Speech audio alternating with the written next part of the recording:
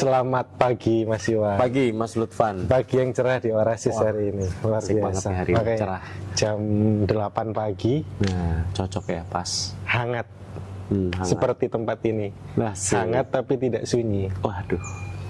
Nah, ketemu lagi dengan Mas Iwan. Saya kenal Mas Iwan itu mungkin 2016-2017. Waktu saya masih di Intiland. Oh iya, kita sering ini ya. Kita pernah bertemu di coworking space.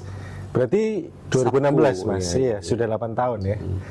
Nah, aku kenal Mas Iwan ini sebagai seorang arsitek. Nah, bisa cerita dulu Mas, masa kecil Mas Iwan seperti apa sampai pada akhirnya memutuskan mengambil arsitektur untuk kuliahnya. Oh, oke.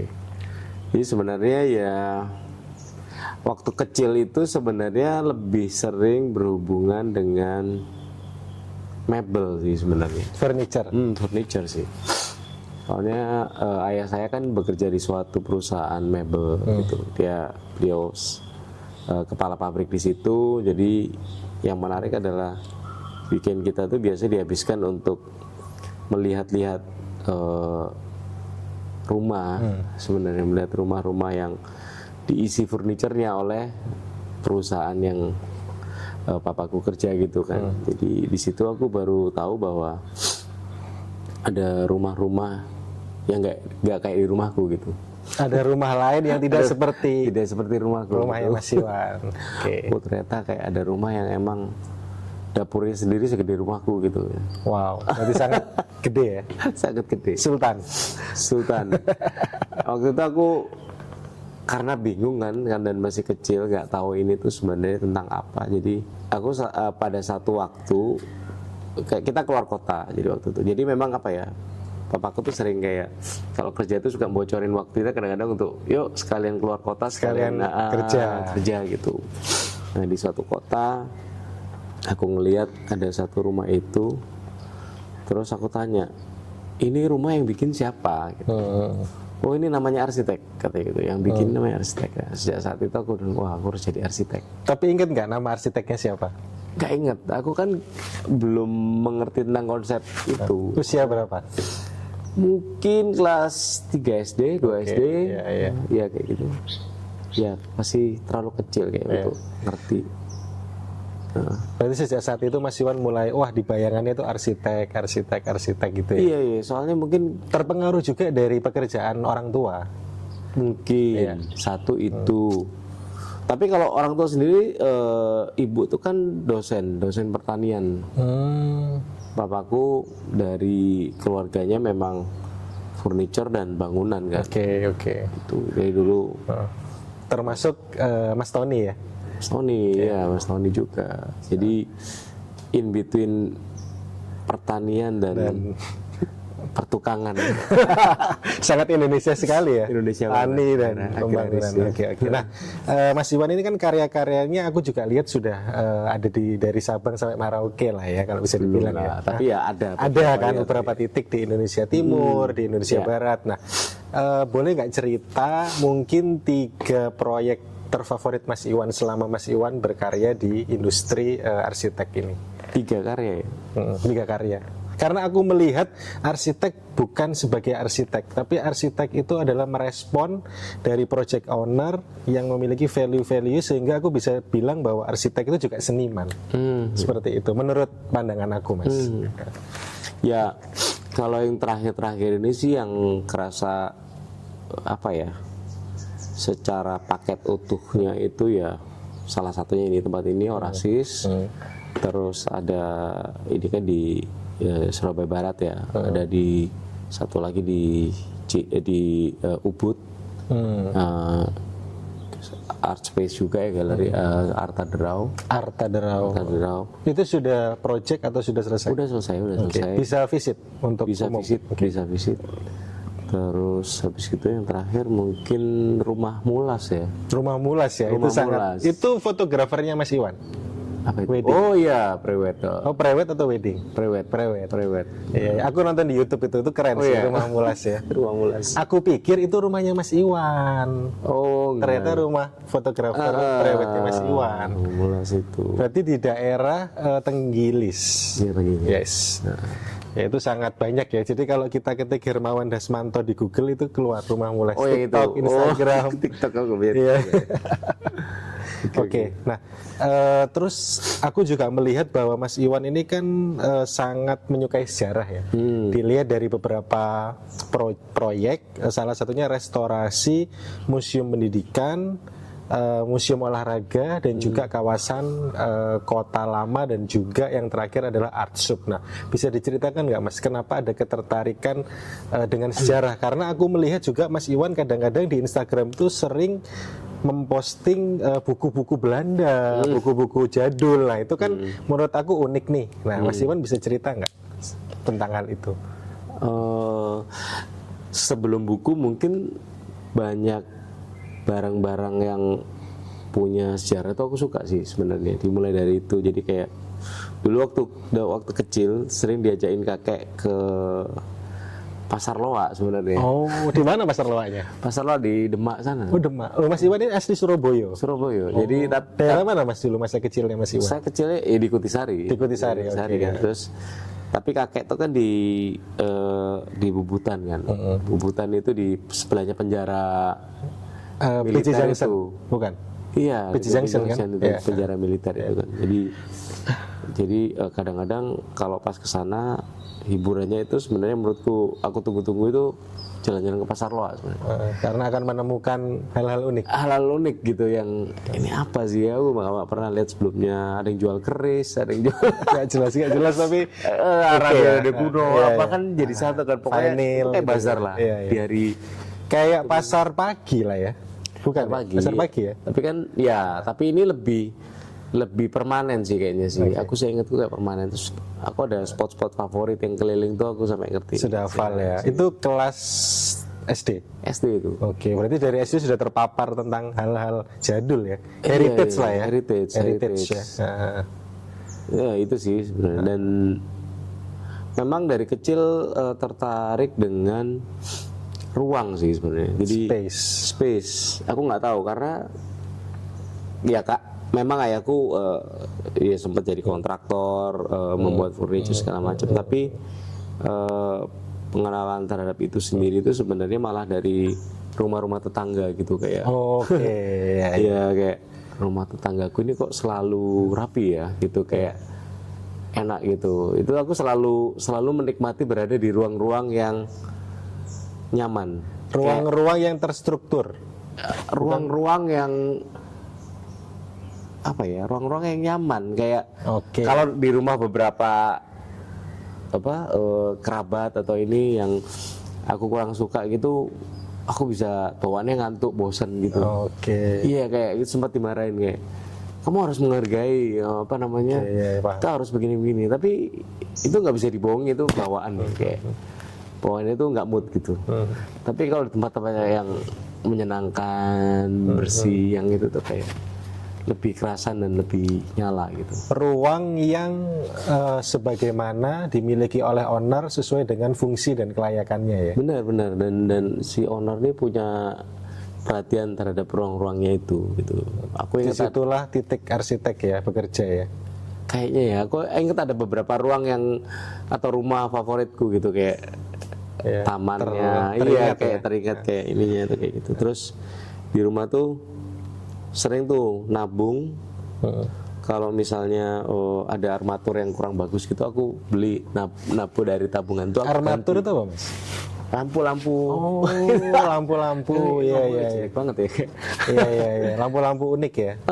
Iya, nggak usah unik, simple aja gitu. Kadang kan agak gimana gitu. Iya, karena itu dari peninggalan Belanda mungkin atau Chinatown atau enggak juga. Bentuknya jelek aja. Oh, bentuknya jelek. Jadi aku ke toko listrik, beli tuh. Terus aku bilang ke bapakku karena aku terlalu kecil, Pak nanti ini tempat lampunya nih harus pakai ini ya. Iya. Nah, itu tadi. Terus kemudian sejauh mana kontribusi Mas Iwan di revitalisasi atau rejuvenate kota lama di Surabaya, Mas? Sebenarnya yang melibatkan aku secara itu bisa dibilang revitalisasi nggak atau rejuvenate kota lama? Ya itu? bisa sih. Bisa ya. Cuman prinsipnya kan apapun istilah yang akan disematkan ya kan. Itu sebenarnya kalau kita ngomong tentang kawasan atau bangunan itu kan bukan tentang fisiknya sebenarnya, kan tentang orang-orangnya sebenarnya. Oke. Iya kan, Yes. itu kan sebenarnya itu. Jadi ada orang kadang salah apa ya, menangkap bahwa ini tentang bangunan. Ya bangunan akan seperti itu saja. Ini kalau bangunan tanpa manusia kan, Yang penting adalah manusianya ya. manusianya benar. Sama seperti Mas merancang alun-alun Surabaya ya. Ya seperti itu.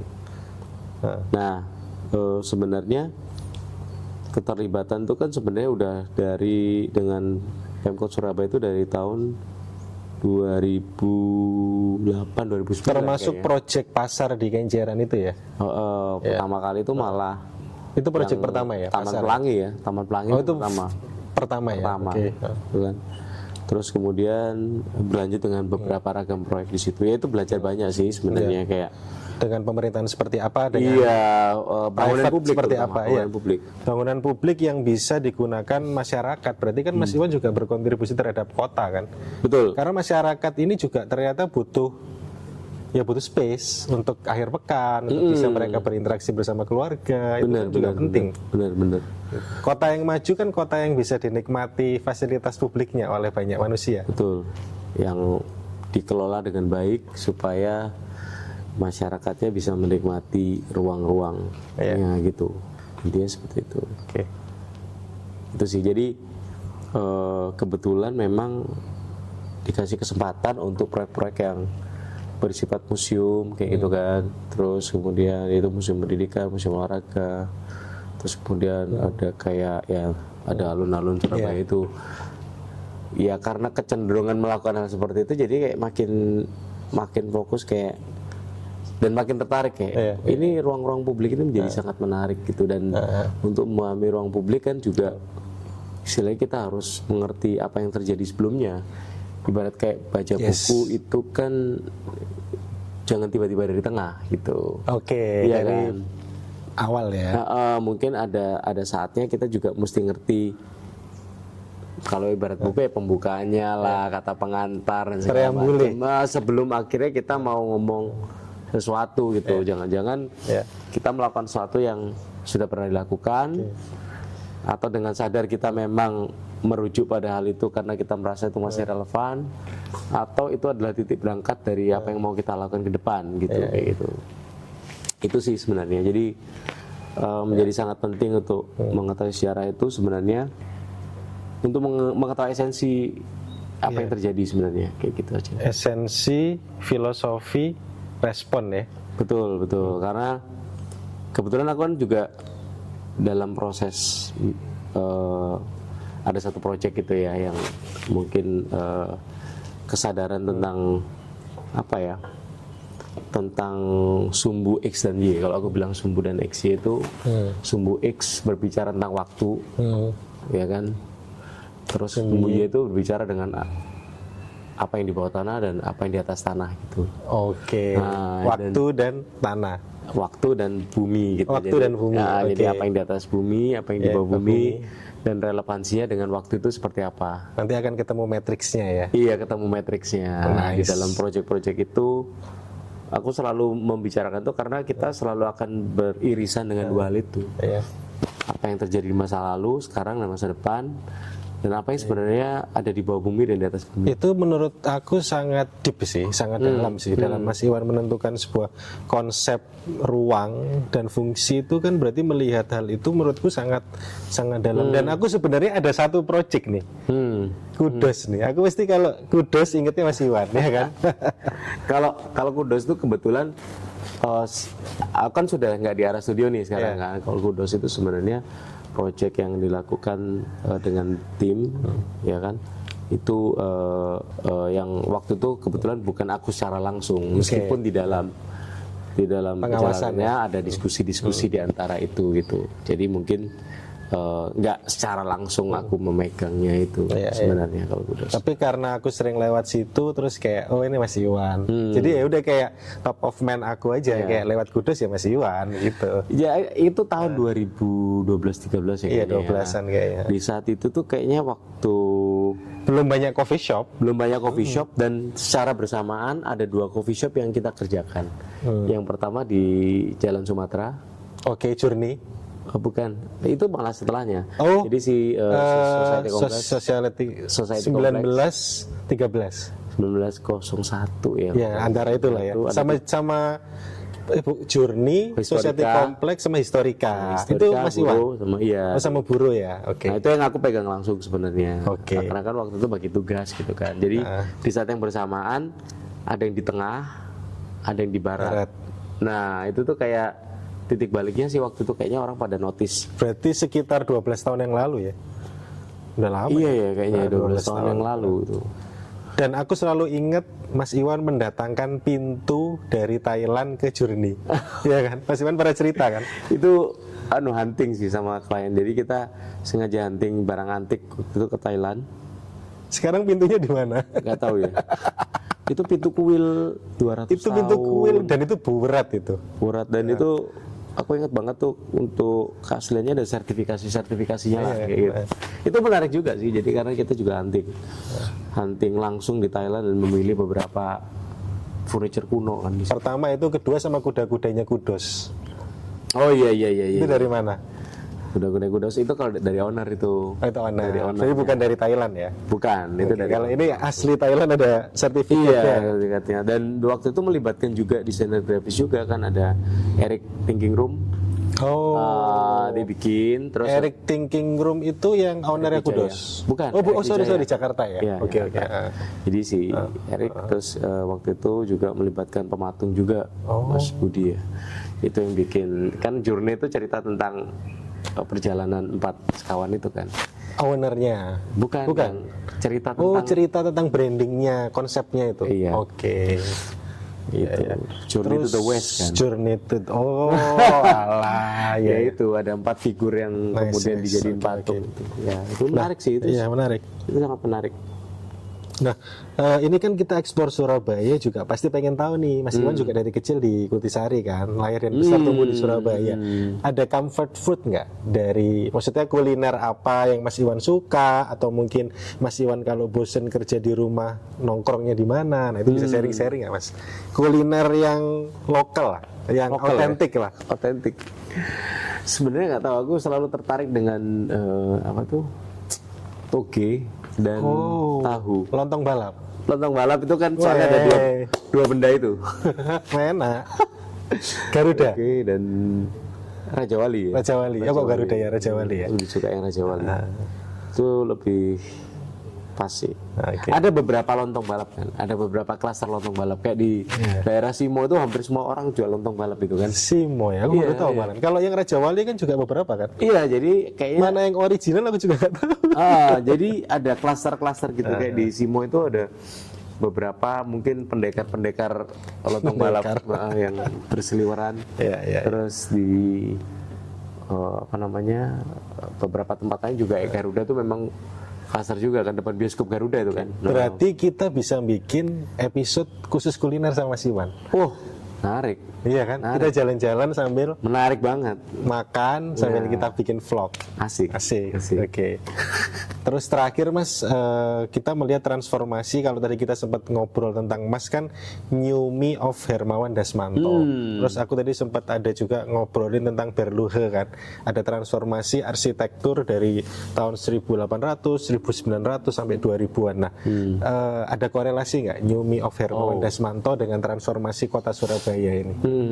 Last questions. Oke, jadi intinya perjalanan orang-orang itu, terus kemudian figur-figur penting di dunia arsitektur itu ya sedikit banyak mengaruhi cara kita melihat juga ya arsitektur kayak gitu. Nah, perjalanan Berluhe ini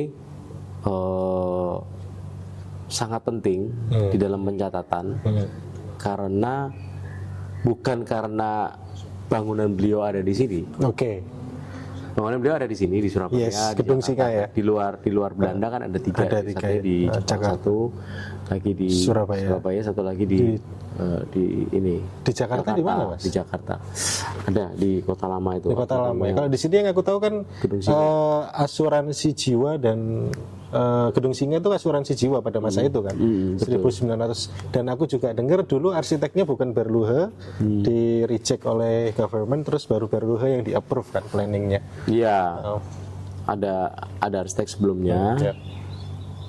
Yang kemudian dia meminta saran kepada Berlage. Si arsitek ini malah mundur kayaknya, kayak ya udah ya Berlage saja. Cuman waktu itu memang beliau tidak langsung melihat fisiknya, jadi remote.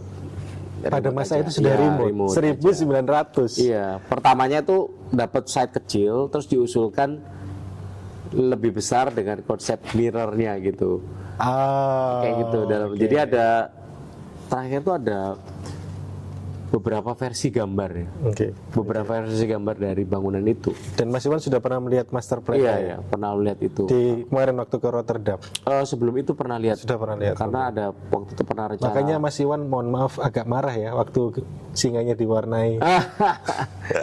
Itu lucu sih karena nah itu salah satu pentingnya tahu sejarah kan, untuk mengetahui sebenarnya materialnya apa gitu. Warnanya apa? Ada intensitas tertentu dari arsitek kan. Yang bawah itu kan monolit batu tuh, termasuk dinding. Nah itu semuanya akhirnya digosok. Nah di warna-warni begitu kan, jadinya kayak kekurangan pengetahuan itu yang membuat literasi akan sejarah yang kurang. Kesalahan treatmentnya gitu. Kesalahan treatment betul. Ya. Nah perjalanan penting Berlage ini itu karena waktu itu dia dari Aceh turun sampai terus keliling Indonesia dan memberikan komentarnya tentang praktek arsitektur di Hindia Belanda. Jadi yang penting malah di situ ya. Malah penting malah pencatatan itu. Bukan bangunannya. Karena tidak banyak bangunan yang dibangun di sini dan itu era sebelum dia booming di Belanda gitu. Sebelum Ya, sebelum dia menjadi akhirnya diinobatkan menjadi bapak arsitek modern dunia. Bapak arsitektur modern di Belanda. Berarti salah satu arsitek favorit Mas Iwan juga? Atau boleh di-share? Arsitek favorit Indonesia dan luar Indonesia? Indonesia. Kalau di masa Hindia Belanda ya McLean Pond sama Karsten ya.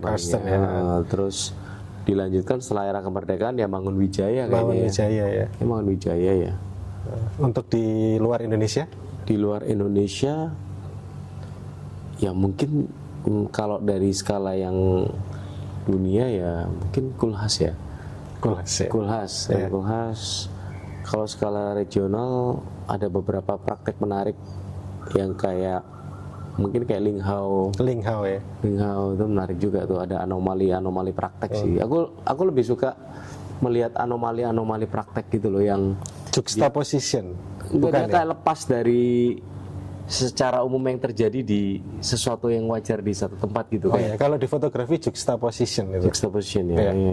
Iya. Kayak ini anomali praktek nih ketika misalnya kayak di satu praktek tuh cenderung mereka lebih sopan, rigid dan segala macam. Berarti ada sesuatu yang organik, sesuatu yang melawan arus.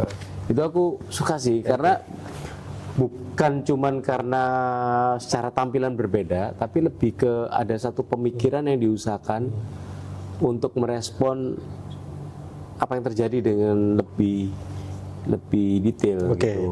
Itu aja sebenarnya. Nah, impact dari pemikiran itulah yang berakibat pada bedanya hasil yang diturunkan. Karena nggak mungkin beda pemikiran terus menghasilkan produk yang sama. Ya, harus. Dari pemikirannya udah beda, berarti kan hasil turunannya juga beda.